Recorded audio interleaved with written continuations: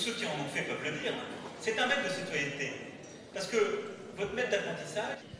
Je vais vous dire comment je vois les choses. Première option, ils vont vers le no deal. Donc ils disent, il n'y a pas d'accord. Ça fait peur à tout le monde. Les premiers perdants de ça, ce sont les Britanniques. Donc dans ce contexte-là, ils vont devoir, sans qu'il y ait de période de transition, de toute façon renégocier une relation future. Je peux vous dire là très solennellement, parce que je l'ai toujours fait, que dans le cadre de cette relation future, les intérêts de la pêche seront défendus. Et il faudra de toute façon qu'on négocie avec eux une période transitoire, parce que les Britanniques, ils ne peuvent pas se permettre de ne plus avoir un avion qui décolle ou qui atterrit chez eux.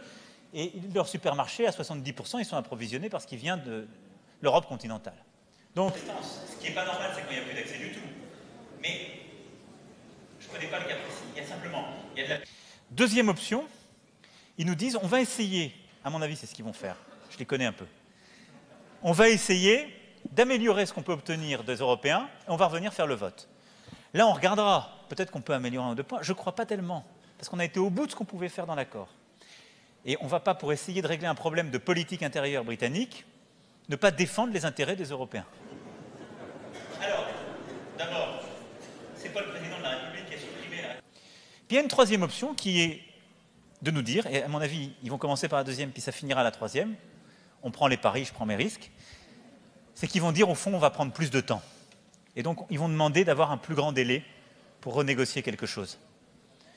Et donc, ils vont prendre plus de temps, peut-être qu'ils vont enjamber les élections européennes pour essayer de trouver quelque chose d'autre. Sur ce sujet, pour là aussi redonner de la latitude,